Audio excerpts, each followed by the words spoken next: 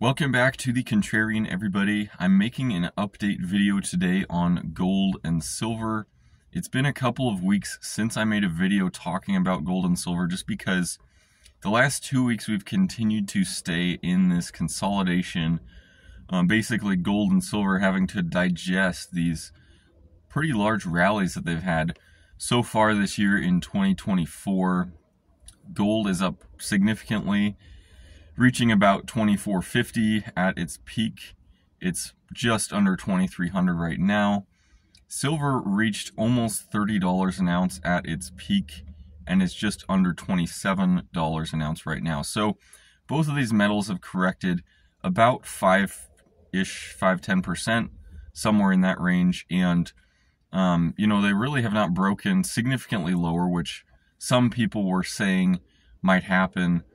I guess I have not been as convinced that we're going to see these kind of large, drawn-out corrections within this, bull market leg in gold and silver, just because I think so much of that was worked out in the last 2 to 3 years with this really drawn-out consolidation that we had.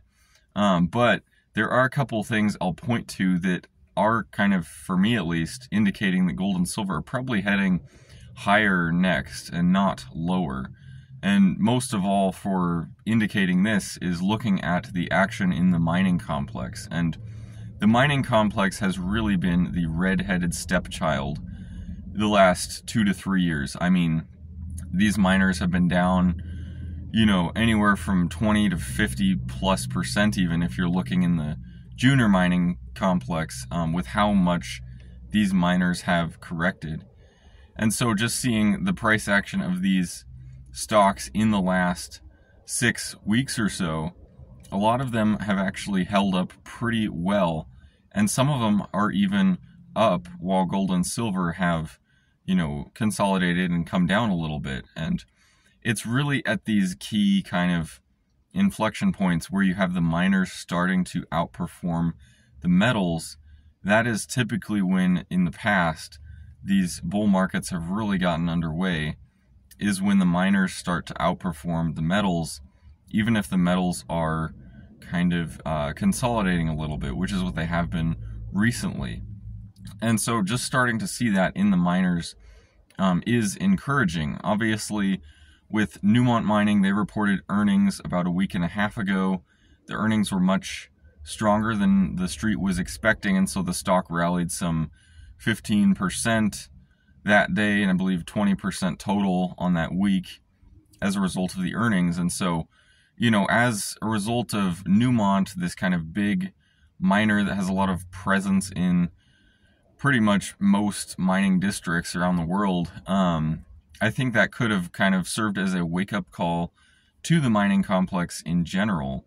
With the remainder of the mining complex, I think there is still some skepticism out there of, can these miners really deliver on these historically high gold prices?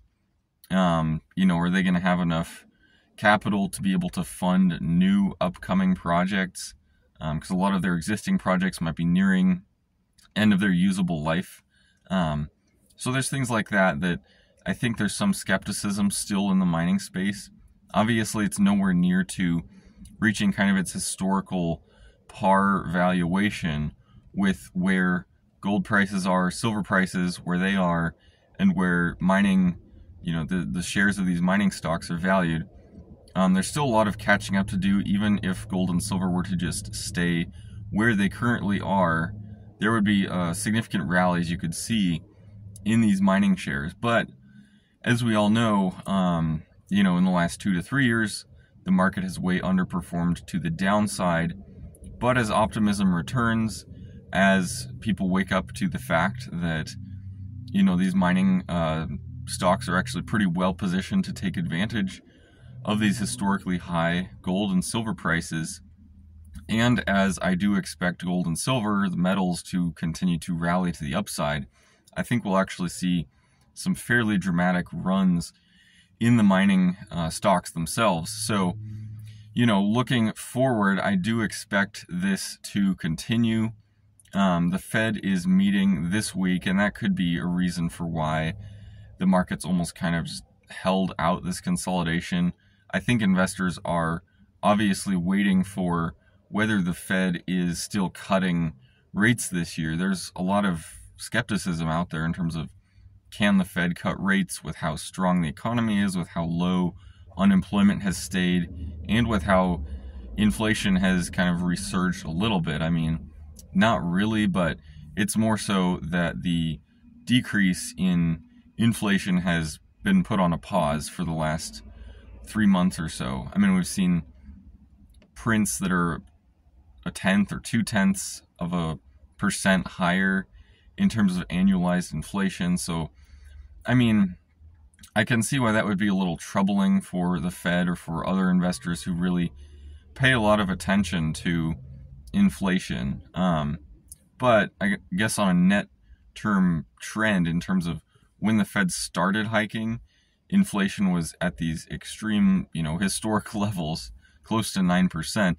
It's very worrisome. I can see why the Fed hiked so aggressively, but they were very late to do so. And as a result of that, I think it's just taking longer for them to see this result of inflation coming down to where they would like to see it.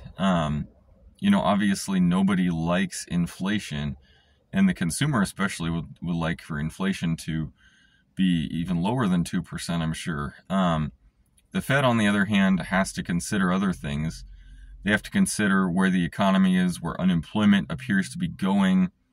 If we start to see unemployment tick a little higher and appear to be heading higher, that could be more of an indication for the Fed that they need to back off and lower rates a little bit, just for them especially, keeping in mind how much of a lagging effect their policy does have. I think that is something they will have to consider. Now, for the markets, for gold and silver, I actually don't know how dependent it will be on the Fed policy decisions. It's interesting to take a look back in November and December when the Fed initially was very dovish, and then the market started rallying aggressively on that, to now when the Fed is, presumably a little more hawkish, at least talking that way. Investors are not expecting near as many rate cuts. I think the consensus now is maybe only 1 or 2 25 basis point cuts, when back in December it was up to 6, I believe. So market optimism has really come down in terms of Fed rate cuts, and yet the broader stock market has rallied aggressively since then. So I guess I don't know how, in grand scheme of things, how dependent the market really is on Fed rate cuts. The market might actually be kind of, anticipating Fed cuts, but, attributing all of the markets rallying in the last 2 to 3 months to just the Fed's, language that they've put out. I don't know that that's something that I can 100% see. But all this being said, I do think gold and silver are primed for heading higher from here, not lower. I think they have really consolidated. Again, looking at sentiment, I mean, people are just so pessimistic still in this space. That is very optimistic for me when I'm seeing, people wanting to sell their physical gold and silver, the Western countries still being net sellers. I'm very optimistic that gold and silver are heading much higher from here and not lower because of that. We're not seeing this kind of euphoric state in gold and silver yet, and not even anywhere close to that. So, when it does finally reach that point, that would be a bearish signal for me that this, bullish cycle in gold is close to being done. But, I'm just not seeing anything close to that right now. So, I would like to know what all of you think about this in the comments section below. Let me know what you think on gold and silver right now, how they are looking, and I hope you are all having a great